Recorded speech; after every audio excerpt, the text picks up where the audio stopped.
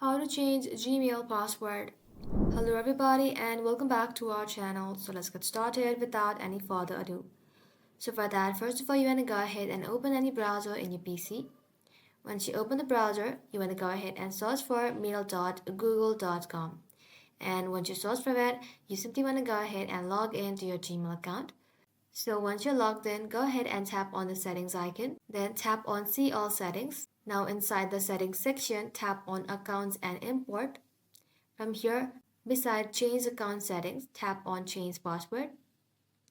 And just like so, another page is going to open up in your screen.